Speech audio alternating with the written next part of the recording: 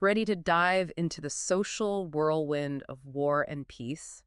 We've got some really fascinating excerpts of the text itself. So we're going straight to the source for this deep dive. And what source it is. Tolstoy doesn't just describe a dinner party, he dissects it, you know? It's like we're not just observers, we're given this privileged look into their minds, their motivations, desires, all through these little interactions. He gives us the keys to the house and is like, go on in, take a look around. Exactly. So we're starting in Anna Pavlovna's soiree.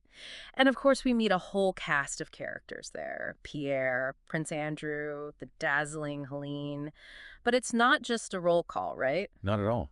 It's about those subtle ways Tolstoy reveals their true selves through it all. Like take the Vicomte, for example, page 23, his flattery towards Anna Pavlovna. It's so over the top, so calculated.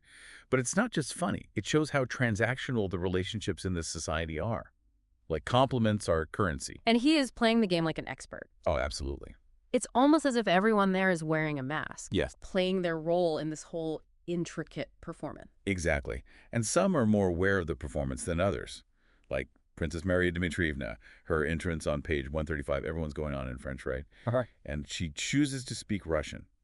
This tiny act of rebellion, a refusal to completely play by the rules of their world. You know, it makes you think, why is this important? Is Tolstoy just flexing? Is he just showing off how well he can write social dynamics? He's doing way more than that. Yeah. This whole difference, right? This tension between what's real and what's fake, it becomes this recurring theme in the novel. Yeah. And why they do things, their values, the choices they make. It really makes you think about the masks we wear in our own lives. What would Tolstoy say about our Instagram? That's an interesting thought. But let's get back to the novel for now. So we see this tension between being authentic and societal pressure play out most clearly with Pierre. Ah, Pierre. He's smitten by Helene's beauty, but senses this lack of depth. And it's sort of heartbreaking, right? Because he wants a real connection. And Tolstoy does such a good job of capturing Pierre's inner struggle on page 475. He just lays it all out there. His attraction to Helene, knowing that she's superficial, and all that pressure to marry well. Like it's a battle between his head and his heart that's just made worse by what everyone expects of him.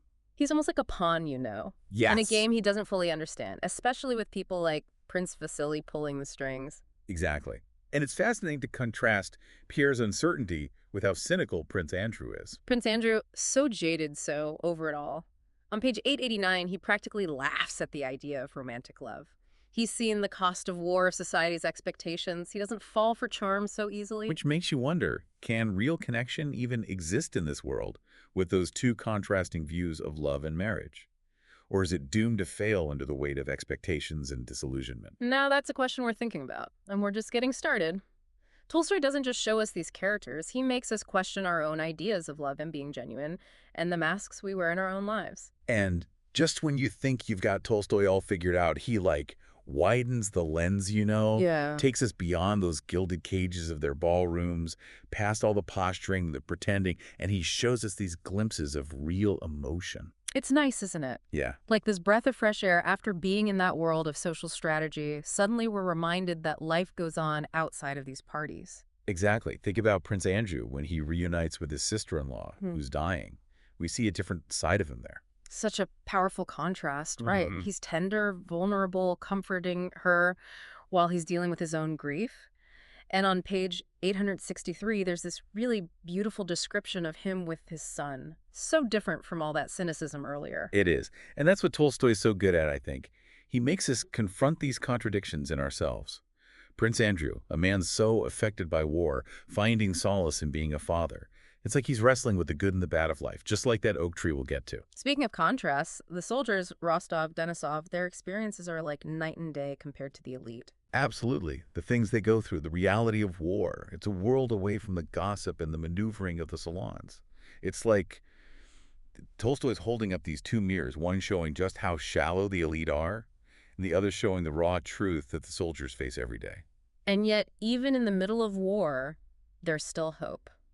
Like when Rostov gives shelter to those Polish refugees. Right. Page 916, it's a small thing, but in the grand scheme of things. It's huge. Yeah. It reminds you that even when things are at their worst, people can still be good. And it makes us rethink Rostov.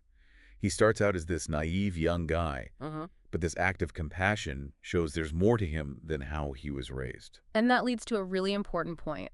All these social interactions we've been talking about, even the ones that seem meaningless, they have these ripple effects. They show who people really are and even lead to change. Like when Pierre's introduced to Freemasonry on page 807. Yeah. It's a turning point. hmm He's searching for something real, something more than what society offers. It's interesting how these little encounters can have such a big impact, almost as if Tolstoy's telling us to pay attention to the small stuff because you never know what it could lead to. Right. What about Prince Andrew? That image of the oak tree on page 977. That's not just there to be pretty, right? It's like Tolstoy's asking us if this old tree can come back to life, can Prince Andrew? Can he get past his disillusionment and embrace the possibility of change? It's a question that sticks with you. And what about Helene? We've only seen a glimpse of her. She's manipulative and charming, but why? What's her game? I bet Tolstoy's got more up his sleeve.